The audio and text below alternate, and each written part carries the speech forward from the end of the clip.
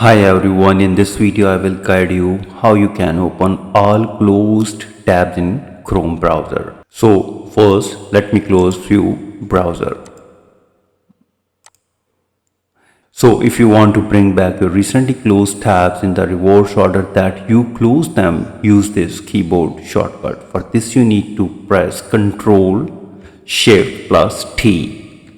So you can press this combination repeatedly to keep reopening tabs further back in your browsing history.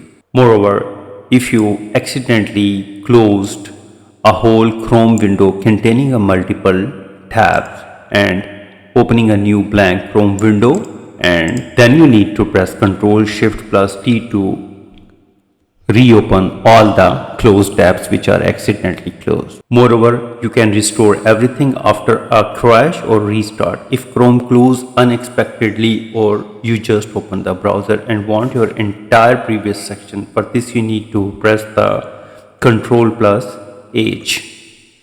So look at for the option like tab from the other devices or group from your last session to restore them in bulk. So I hope now you understand how to open all closed tabs in Chrome. If you think this video is helpful, please support my channel. Thanks for watching.